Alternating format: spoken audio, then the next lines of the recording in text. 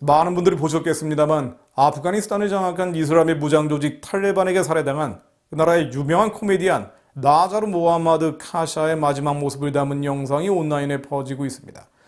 영상을 보시면 이슬람의 잔인성과 폐륜 앞에 그야말로 치를 떨게 합니다. 나자르 카샤가 살해당한 이유는 과거 경찰에서 근무했던 전력과 인터넷에 탈레반을 풍자하는 노래, 춤 등을 게시했다는 것입니다.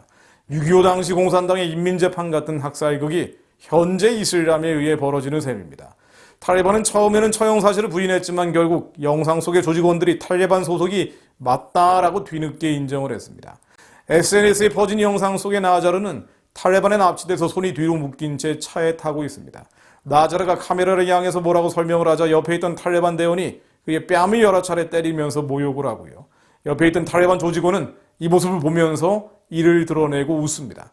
또 나자르가 나무에 묶인 모습과 그의 신체가 훼손된 채 땅바닥에 눕혀진 사진도 공개가 됐습니다. 나자르의 죽음은 현재 아프간 일반 주민, 특히 기독교인들이 처한 실상을 단적으로 보여주고 있습니다. 세계 각국의 언론들은 현지 선교로 했었던 이들의 발언을 통해서 기독교인들이 대규모 박해의 위기를 겪고 있다고 전하고 있죠. 탈레반이 맹종하는 샤리아법, 즉 이슬람 원리주의법에 따르면 아프간 내 기독교인은 무르타트, 이슬람에서 배교한 배교자에 해당합니다. 또 그들의 행위를 리따라고 하는데 샤리아에서는 리따의 처벌은 살해, 참수하는 것입니다. 아프간 기독교인은 대략 1만 명에서 1만 2천 명 정도로 추정되고 있습니다. 대다수가 이슬람에서 기독교로 개종한 이들이죠.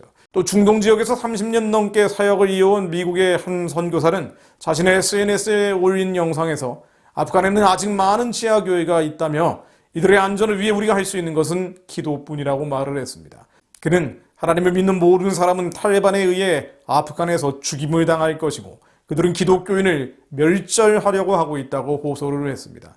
기독교 박해감시단체인 릴리지 인터내셔널에 따르면 아프가니스탄의 지하교회 네트워크 지도자들은 탈레반에게 당신들이 어디에 있고 무엇을 하고 있는지 알고 있다는 경고의 편지를 받았다고 합니다. 또 탈레반은 시민들의 휴대전화를 검사하면서 전화기에 성경 어플 등이 발견되면 즉시 죽일 것이라는 말도 하고 있습니다.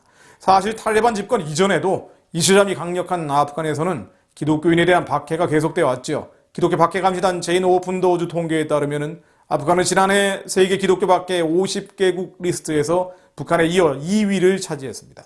최근 오픈도어즈는 이미 탈레반의 기독교 박해가 10배는 증가했다고 밝히고 있는데요.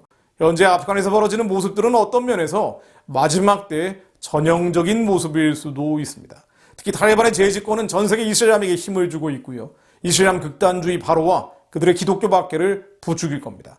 이 같은 흐름은 중동 지역에서 이슬람 국가들의 반이스라엘 분위기도 고조시켜서 예수님 오시기 전에 벌어질 것이라고 예언되어 있는 에스겔 38장 39장의 곡과 마곡의 전쟁으로 이어질 수도 있습니다. 요컨대 탈레반 재집권은 코로나 팬데믹과 함께 종말의 시간표가 다가오고 있음을 말해주는 또 하나의 사건이라고 볼 수 있습니다. 예수님은 마태복음 24장에서 말세에 불법이 성하고 사랑이 식어질 것이라고 하셨고요. 다른 성경에서도 그로 인해 믿는 자에 대한 박해가 극성할 것임을 말해주고 있습니다. 요한계시록 6장 5째 인을 떼는 심판 앞에서도 하나님의 말씀과 그들이 가진 증거로 말미암아 죽임을 당한 영혼들, 즉 순교자들이 이렇게 외치죠. 큰 소리로 불러 이르되 거룩하고 참되신 대주제여 땅에 거하는 자들을 심판하여 우리 피를 갚아주지 아니하시기를 어느 때까지 하시려 하니까 하니, 즉 공의의 심판을 하시어 순교의 피를 신원해달라고 외칩니다. 그때 11절로 주님께서는 각각 그들에게 흰 두루마기를 주시며 이러시되 아직 잠시 동안 쉬되 그들의 동무종들과 형제들도 자기처럼 죽임을 당하여 그 수가 차기까지 하라 하시더라고 해서 더 많은 순교자들이 그 수가 찰 때까지 죽게 될 것임을 말씀하십니다. 실제로 아프간 외에도 북한은 물론 이슬람과 공산당이 지배하는 나라에서는 교회에 대한 박해가 갈수록 극성해지고 있죠. 2020년 한 해 동안 아프리카의 나이지리아에서는 기독교인 3,600여 명이 살해됐다고 합니다. 또 납치된 기독교인 수는 990명에 달합니다. 이것은 각각 지난해보다 3배, 4배가량 늘어난 수치입니다. 또 하루 10명씩 신앙 때문에 죽임을 당한다는 것을 의미합니다. 지난 8월 4일에도 나이지리아에서는 이슬람 무장단체의 기독교 마을 습격으로 7명이 사망하고 300여 채의 가옥이 파괴됐습니다. 그러나 이것은 남의 나라 문제만이 아니지요. 우한 폐렴 확산과 함께 전 세계적으로 반기독교 흐름들이 쓰나미처럼 번져가기 때문입니다. 우리는 그날과 그때를 알 수 없지만 종말이 될수록, 종말로 갈수록 성경에 예언된 그대로 그리스도인들을 향한 박해와 환란이 거세질 것임을 알고 있습니다. 마치 초대교회처럼 말입니다. 실제로 성경 속에 사도 바울은 참수됐고요. 사도 베드로는 십자가에 거꾸로 매달려 죽었습니다. 야고보, 빌립, 마태, 마가, 누가, 도마 등 예수님의 제자들은 하나같이 순교당했습니다. 초대교회, 카타콤이었던 로마 근교 지하 무덤에서 잡혀간 기독교인들은 사냥개에게 뜯기고 굶주린 사자에게 먹혀 죽었습니다. 시체에는 기름을 부어 불을 켜기도 했죠. 그러나 교회는 불 속에서 자라는 법입니다. 그러므로 너희가 견디고 있는 모든 박해와 환란 중에서 너희 인내와 믿음으로 말미암아 하나님의 여러 교회에서 우리가 친히 자랑하노라.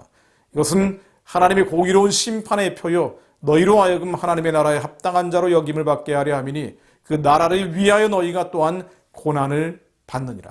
데살로니가 후서의 고백처럼 박해와 환란은 하나님의 공의로운 심판의 표입니다. 에버던스입니다. 예수님이 이 땅에 다시 오실 때 우리가 하나님 나라에 들어갈 수 있는지 확인해 줄 수 있는 증거입니다. 고통과 고난과 환란 속에서도 우리는 말씀 그대로 항상 기뻐하며 범사에 감사하며 쉬지 않고 기도하는 예수의 제자들로 성화되어야 합니다. 하나님, 환란을 받게 하는 자들에게는 환란으로 갚으시고 환란을 받는 저희에게는 우리와 함께 안식으로 갚으실 것이라는 주님의 말씀을 믿습니다. 주 예수께서 능력의 천사들과 함께 하늘로부터 불꽃 가운데 나타나실 그날을 소망합니다. 종말의 그날까지 저희를 온전히 깨어 말씀대로 살게 하옵소서. 항상 기뻐하며 범사에 감사하며 쉬지 않고 기도하지 못하게 하는 우리 안의 죄성들이 예수 그리스도의 이름으로 모두 깨어지게 하시고 율법으로 사람을 상하게 하고 심판과 정죄의 칼날을 휘두르는 것이 아니라 더 회개하며 자기를 부인하며 주님의 십자가 사명 붙잡게 하옵소서. 그날이 올 때까지 피하고 숨고 도망치는 게 아니라 강하여 용맹을 바라는 자들이 되게 하옵소서. 아프간과 나이지리아 그리고 북한의 지하교회를 주님께서 천군천사로 지켜주시어 마지막 예수님 오실 날까지 함께 승리하는 자들로 보존시켜 주옵소서. 예수 그리스도 이름으로 기도드립니다.